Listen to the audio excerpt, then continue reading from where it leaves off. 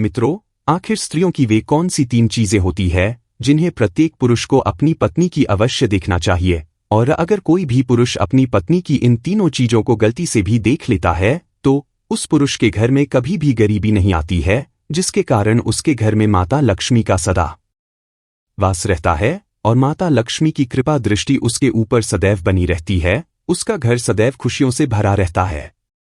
मित्रों, आज की इस वीडियो में हम आपको बताएंगे कि वे कौन सी 3 चीजें हैं जिन्हें प्रत्येक पुरुषों को अपनी पत्नी की अवश्य देखना चाहिए। मित्रों, आपका ज्यादा समय नष्ट न करते हुए कहानी को शुरू करते हैं। मित्रों, एक बार भगवान श्री कृष्ण जी द्वारिका में अपने स्वर्ण से सुसज्जित सिंहासन पर विराजमान थे। तभी अचानक से उनके पास देवी सत्यभामा आती है। तब भगवान श्री कृष्ण जी उन्हें देखते हैं। तब देवी सत्यभामा अपने मन में कुछ सोच रही थी और बहुत परेशान भी लग रही है।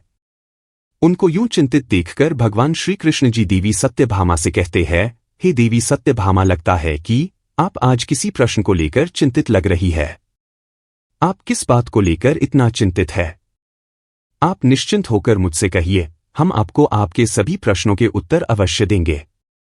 भगवान श्री कृष्ण जी की बात सुनकर देवी सत्यभामा उनसे कहती है कि हे माधव, आज मेरे मन में एक विचित्र प्रश्न उठ रहा है, और मेरा वह प्रश्न यह है कि स्त्री की भी 3 कौन सी चीजें होती है जिन्हें प्रत्येक पुरुषों को अपनी पत्नी की अवश्य देखना चाहिए, और जिसे देखने वाला व्यक्ति कभी ही भी गरीब नहीं रहता है। तब भगवान श्री कृष्ण जी देवी सत्यभामा से कहते हैं, हे देवी सत्यभामा, आपका यह प्रश्न सच में अत्यंत विचित्र है, किंतु समस्त मनुष्यों के लिए उपयोगी भी है, और आज आपने अपने इस प्रश्न को पूछकर पूरी मानव जाति का उद्धार कर दिया है। लेकिन मैं आपको आपके इस प्रश्न का उत्तर देने से पहले आपको मैं एक अत्यंत महत्वपूर्ण कथा सुनाना चाहता हूं, जिसको आपको शुरू से लेकर अंत तक पूरा सुनना होगा, क्योंकि आधा अधूरा ज्ञान प्रत्येक मनुष्य के लिए बहुत ही हानिकारक होता है। फिर देवी सत्यभामा भगवान श्री कृष्ण जी से कहती है, हे प्रभु, मैं आपको विश्वास दिलाता हूँ कि मैं इस कथा को शुरू से लेकर अंत तक पूरा अवश्य सुनूंगी और इस कथा को पूरे ब्रह्मांड में भी विख्यात करूंगी। मित्रों, भगवान श्री कृष्ण जी देवी सत्यभामा से कहते हैं, हे देवी सत्यभामा, किसी समय की बात है, किसी नगर में एक किसान रहता था। वह बहुत ही गरीब था। उसके घर में खाने पीने का कोई सामान तक नहीं था, यहाँ तक कि उसे पहनने के लिए कोई वस्त्र भी नहीं थे। वह एक वस्त्र पहनता था। उसकी पत्नी बहुत ही सुंदर थी और वह अपनी पत्नी से बहुत प्रेम करता था, किंतु उसकी पत्नी को अपनी सुंदरता पर बहुत अहंकार था। अपने इसी अहंकार के कारण वह घर में अपनी ही मनमानी किया करती थी। इसलिए वह किसान ज्यादा परेशान रहने लगा था, क्योंकि अब उसकी पत्नी उससे बात बात पर लड़ाई झगड़ा करने लगी थी। इस तरह से उसके घर प्रतिदिन क्लेश होने लगे थे। उसकी पत्नी उसे ताने भी मारने लगी थी। उसकी पत्नी उसे ताने मारते हुए कहती थी कि तुम्हारे पास तो कुछ भी नहीं है, तुम तो कंगाल हो, पता नहीं मैंने तुमसे निर्वाह कैसे कर लिया। इस घर में न तो पीने के लिए पानी है, नहीं भोजन की सामग्री, और नहीं पहनने के लिए कोई वस्त्र है। न करूं तो क्या करूं, तुम तो आप कोई कार्य भी नहीं करते हो। अपनी पत्नी की ऐसी बातों को सुनकर उस किसान को बहुत बुरा लगता था, लेकिन उसे समझ में नहीं आ रहा था उसके साथ ऐसा क्यों हो रहा है। इसलिए वह किसान बहुत ही चिंतित रहने लगा था और अब उसका मन किसी कार्य में भी नहीं लग रहा था। फिर धीरे धीरे उसे और भी गरीबी का सामना करना पड़ा, इसलिए उसे अपने सभी खेतों को भी बेचना पड़ गया। लेकिन अभी भी उसकी गरीबी में कोई सुधार नहीं आ रहा था, जिस के कारण से वह बहुत ही परेशान रहने लगा था। एक दिन की बात है, वह किसान अपने किसी कार्य से कहीं जा रहा था। तभी अचानक से उसने देखा कि एक महात्मा जी अपनी कुटिया के समीप बैठे ध्यान साधना में लीन है। तब वह किसान अपने मन में कुछ सोचने लगता है कि यह महात्मा जी मुझे कोई दिव्य पुरुष जान पड़ते हैं, क्यों न मैं इनके पास चलकर देखो, शायद यह महात्मा जी मुझे मेरी समस्याओं से छुटकारा दिला दें। इतना सोचकर वह किसान उस महात्मा जी के पास पहुंच जाता है और अपने दोनों हाथों को छोड़कर बहुत जोर जोर से विलाप करने लगता है। तब कुछ देर बाद वे महात्मा जी अपनी आंखें खोलते हैं और वे देखते हैं कि उनके सामने एक युवक बैठा हुआ है जो बहुत जोर जोर से विलाप कर रहा है और विलाप करते ही जा रहे हो। फिर वे महात्मा जी उस किसान से कहते हैं कि हे पुत्र, तुम कौन हो और विलाप क्यों कर रहे हो? उन महात्मा जी की बात को सुनकर वह किसान उनसे कहता है कि हे मुनिवर, मैं इस नगर का एक गरीब किसान हूं और मैं इस वजह से विलाप कर रहा हूं क्योंकि मेरी पत्नी मुझसे लड़ाई झगड़ा करती है और मुझे ताने मारती रहती है कि तुम्हारे पास क्या है, तुम तो कंगाल हो, इस घर में खाने पीने पहनने के लिए कुछ भी नहीं है, पता नहीं मैंने किसके साथ विवाह कर लिया है। इसी तरह के ताने मेरी पत्नी प्रतिदिन मारती रहती है, लेकिन मैं बहुत मेहनत करता हूँ, फिर भी थोड़ा सा ही धन कमा पाता हूँ जिससे मैं अपने परिवार का पालन पोषण करता हूँ। वह किसान आगे कहता है, हे मुनिवर, आप मुझे वह उपाय बताएं जिसको करने के बाद मेरी पत्नी मुझसे झगड़ा ना करें और मैं बहुत जल्द धनवान बन जाऊं। उस किसान की बातों को सुनकर वे महात्मा जी उससे कहते हैं, हे पुत्र, तुम पहले विलाप करना बंद करो। मैं तुमको 3 चीजें बताने वाला हूं जिसे प्रत्येक पुरुष को अपनी पत्नी की अवश्य देखना चाहिए, और अगर कोई भी पुरुष अपनी पत्नी की इन तीनों चीजों को देख लेता है तो उस व्यक्ति को धनवान बनने से विधाता भी नहीं रोक सकता है। उन महात्मा जी की बात सुनकर वह किसान उनसे कहता है कि हे मुनिवर, आप देर न करते हुए उन तीनों चीजों को बता दीजिए जिन्हें प्रत्येक पुरुषों को अपनी पत्नी की देखनी चाहिए। मैं उन तीनों चीजों के बारे में जानने के लिए बहुत उत्सुक हो रहा हो। तब वे महात्मा जी उस किसान से कहते हैं, हे पुत्र, इतनी उत्सुकता ठीक नहीं है, मनुष्य को हमेशा धैर्यवान होना चाहिए। तो चलो मैं अब तुमको वे तीनों चीजें बता देता हूं जिन्हें प्रत्येक पुरुषों को अपनी पत्नी की उन तीनों चीजों को अवश्य देखना चाहिए, लेकिन मैं तुमको उन तीनों चीजों के बारे में एक अत्यंत महत्वपूर्ण कथा के द्वारा बताने वाला हूं। इसलिए तुमको मुझसे एक वादा करना होगा कि जब मैं इस कथा को सुनाऊंगा तब तक तुम्हें इस कथा को सुनना होगा। उन महात्मा जी की बात सुनकर वह किसान उनसे कहता है, हे मुनिवर, मैं आपको विश्वास दिलाता हूं, मैं इस कथा को शुरू से लेकर अंत तक पूरा अवश्य सुनूंगा। मित्रों, भगवान श्री कृष्ण जी देवी सत्यभामा से कहते हैं, हे देवी सत्यभामा, वे महात्मा जी उस किसान से कहते हैं, हे पुत्र, किसी नगर में एक व्यापारी रहता था। वह उस नगर का सबसे बड़ा व्यापारी था। उस व्यापारी और उसकी पत्नी में आपस में बहुत प्रेम था। वे दोनों एक दूसरे से बहुत प्रेम करते थे और उनके घर में कभी भी लड़ाई झगड़ा नहीं होता था। कभी भी किसी को लेकर भी व्यापारी और उसकी पत्नी के बीच में किसी भी प्रकार का कोई क्लैश नहीं होता था। इसलिए उसके घर में सदैव माता लक्ष्मी जी का वास बना रहता था। उसे अपने व्यापार में कई गुना सफलता प्राप्त होती थी। व्यापारी और उसकी पत्नी के बीच में इतना प्रेम था कि उसके आस पड़ोस के लोग उनके इस प्रेम को देखकर ईर्ष्या करने लगे थे, जिसकी वजह से कुछ स्त्रियां तो व्यापारी की पत्नी से बात तक भी नहीं करती थी। उसकी पत्नी प्रतिदिन संध्या काल के समय एक दीपक अपने घर अवश्य प्रज्वलित करती थी, लेकिन कुछ स्त्रियां उसे ऐसा भी करने से रोकती थी और कहती थी कि तुम प्रतिदिन संध्या काल के समय अपने घर में दीपक क्यों प्रज्वलित करते हो, ऐसा करने से तुम्हें क्या लाभ होगा, तुम ऐसा मत किया करो। किंतु वह किसी की बात सुनकर भी अनसुना कर देती थी और अपनी मनमर्जी किया करती थी। यहाँ तक वह अपने पति यानी कि उस व्यापारी की भी कोई भी बात नहीं मानती थी। वह अपने अनुसार घर को चलाती थी और वह व्यापारी भी अपनी पत्नी को किसी भी कार्य को करने से मना नहीं करता था, क्योंकि वह व्यापारी बहुत बुद्धिमान था। वह अच्छी तरह से जानता था कि वह अपनी पत्नी को किसी भी कार्य को करने से मना करेगा तो निश्चित है कि उन दोनों में लड़ाई झगड़ा होगा और प्रतिदिन फ्लैश होगा, जिसकी वजह से उसका ध्यान अच्छी तरह से व्यापार में नहीं लग पाएगा और व्यापार में हानि होने लगेगी। साथ ही साथ वह व्यापारी अपनी पत्नी को छोड़ना भी नहीं चाहता था, क्योंकि वह अपनी पत्नी से बहुत प्रेम करता था। लेकिन उसकी पत्नी उससे ज्यादा प्रेम नहीं करती थी, बल्कि उस व्यापारी के सामने दिखावा मात्र का प्रेम जताती थी और अपने पति से नाराज भी हो जाती थी। किंतु किसी तरह से वह व्यापारी अपनी पत्नी को मना लेता था। इसी तरह से दिन गुजर रहे थे और वह व्यापारी अपनी पत्नी के साथ सुख पूर्वक से जीवन व्यतीत कर रहा था। फिर धीरे धीरे यह बात पूरे नगर में फैल गई और अब उस नगर के सभी लोग उस व्यापारी और उसकी पत्नी के इस प्रेम का उदाहरण देने लगे थे। फिर जब यह बात उस नगर के राजा को पता चली कि व्यापारी और उसकी पत्नी एक दूसरे से बहुत प्रेम करते हैं, तब उसने अपने सैनिकों को बुलाया और उनसे कहा कि जाओ उस व्यापारी और उसकी पत्नी को बड़े आदर सत्कार के साथ राजमहल में ले आओ, हम उनका सम्मान करना चाहते हैं, लेकिन तुम उन्हें कुछ भी मत बताना। मित्रों, भगवान श्री कृष्ण जी देवी सत्यभामा से कहते हैं, हे देवी सत्यभामा, राजा की आज्ञा पाकर उसके सैनिक उस व्यापारी के घर जाते हैं और उसके घर का दरवाजा खटखटाने लगते हैं। फिर कुछ देर बाद वह व्यापारी अपने घर का दरवाजा खोलता है तो वह देखता है कि उसके सामने राजा के सैनिक खड़े हुए हैं। तब वह व्यापारी उन सैनिकों से कहता है कि आप लोग आज मेरे घर क्यों आए हैं। फिर वे सैनिक कहते हैं कि चलिए, आपको राजा साहब ने अपने राजमहल में बुलाया है। फिर राजा के वे सैनिक उन दोनों को अपने साथ राजमहल ले आते हैं। राजमहल में पहुंचकर राजा उस व्यापारी और उसकी पत्नी का अच्छी तरह से अतिथि सत्कार करते हैं। उसके बाद उन्हें थोड़ा सा धन दे देते हैं, जिसको पाकर वह व्यापारी और उसकी पत्नी बहुत प्रसन्न हो जाते हैं और प्रसन्नतापूर्वक अपने घर चले जाते हैं। उसके बाद उस नगर का राजा पूरे नगर में यह ऐलान कर देता है कि आज रात को पूरे नगर में सभी लोगों के घरों में व्यापारी और उसकी पत्नी के बीच इतना प्रेम होने के कारण दीप प्रज्वलित किए जाएं, जिससे उस व्यापारी और उसकी पत्नी के बीच के प्रेम की सराहना हो। राजा की आज्ञा सुनकर उस नगर के सभी लोगों के घरों में दीपक प्रज्वलित किए जाते हैं, किंतु उस नगर के सभी घरों के दीपक थोड़ी ही देर बाद बुझ जाते हैं। लेकिन उस व्यापारी के घर का दीपक अभी भी जल रहा था और उसका प्रकाश बहुत दूर दूर फैल रहा था। फिर उस नगर के राजा ने अपने मन में सोचा कि क्यों ना अब मैं बाहर चलकर देखता हूं कि किस किस ने अपने घरों में दीपक प्रज्वलित करे हैं और किसका दीपक अभी भी प्रज्वलित हो रहा है।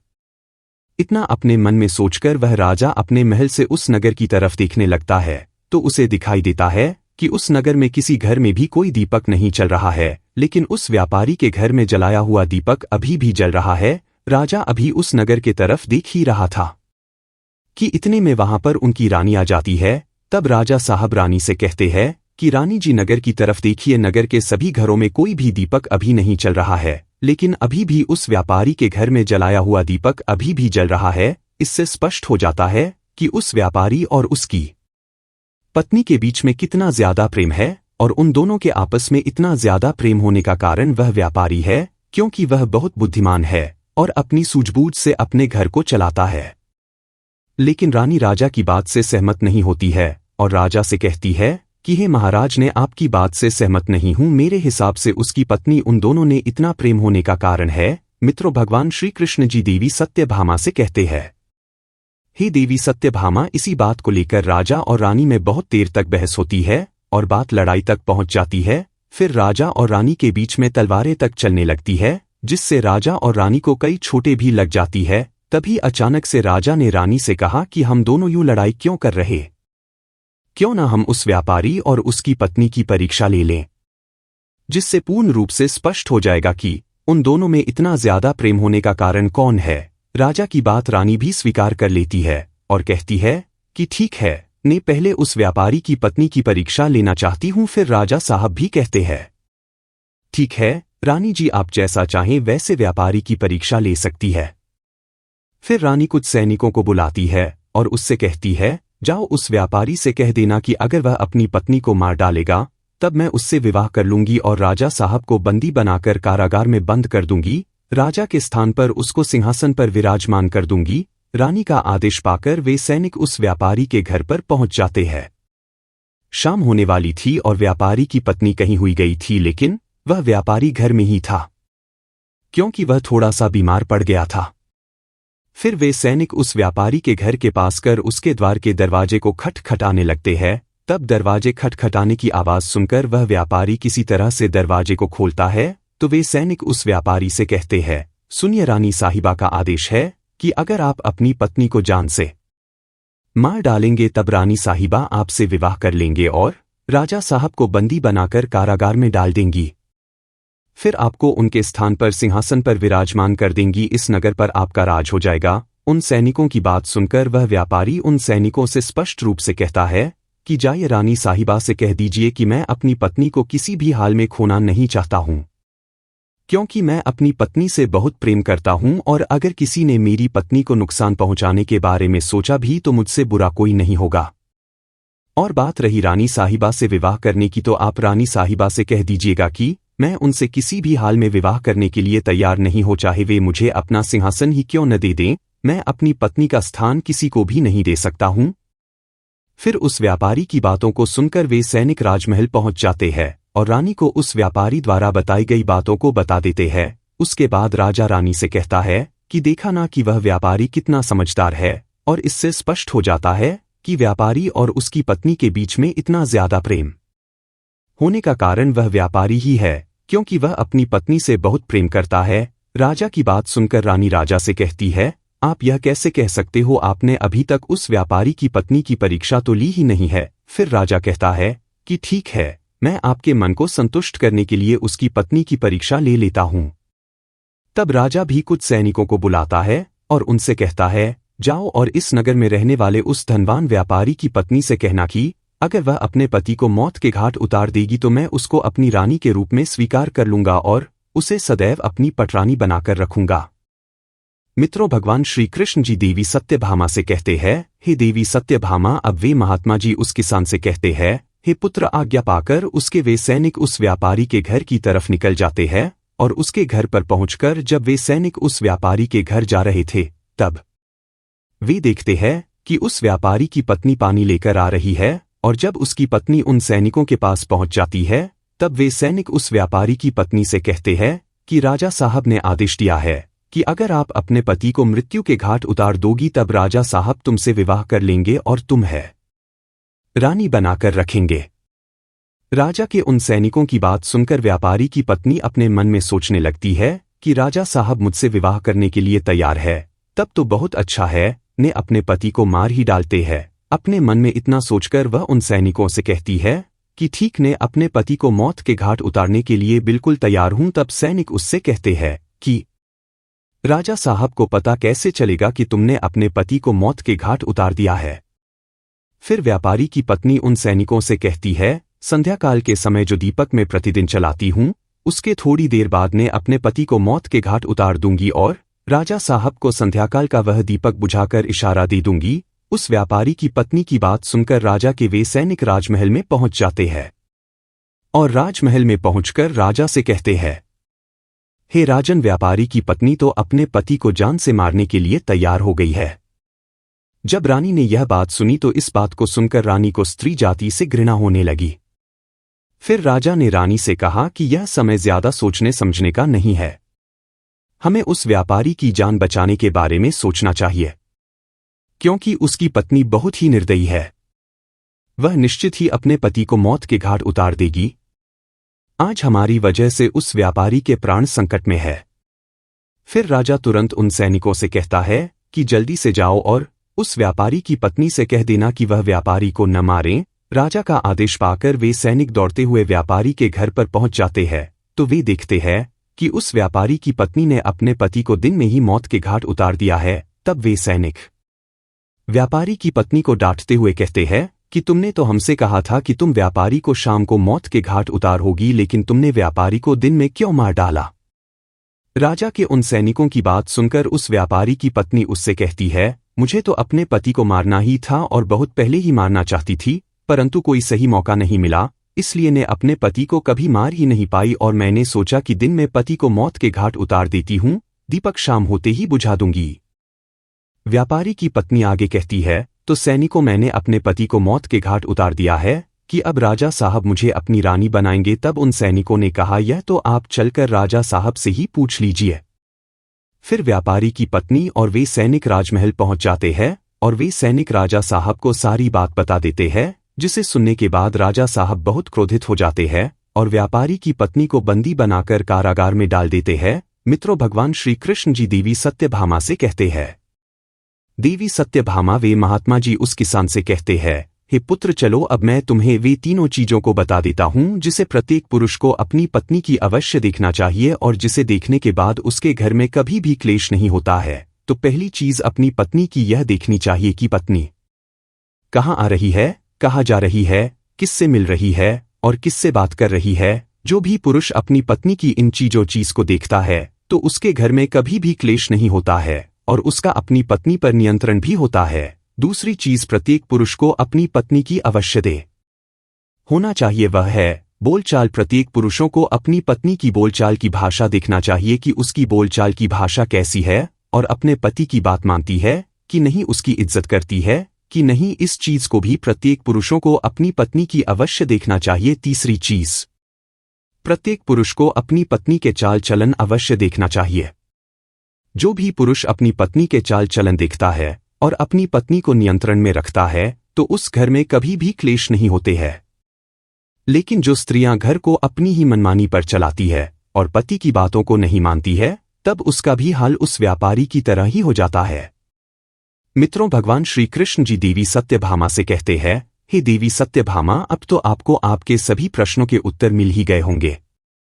तब देवी सत्यभामा भगवान श्री कृष्ण जी से कहती है, हे प्रभु, आज आपने मुझे बहुत ही महत्वपूर्ण ज्ञान दिया है। मैं आपको विश्वास दिलाता हूं कि मैं इस ज्ञान का विस्तार समस्त ब्रह्मांड में अवश्य विख्यात करूंगी। मित्रों, आपको यह कथा कैसी लगी मुझे कमेंट करके अवश्य बताइएगा, और अगर आप सभी लोगों ने अभी तक हमारे चैनल को सब्सक्राइब नहीं किया है तो ऐसी ही ज्ञानवर्धक कहानियों के लिए आप सभी लोग हमारे चैनल को भी सब्सक्राइब करें।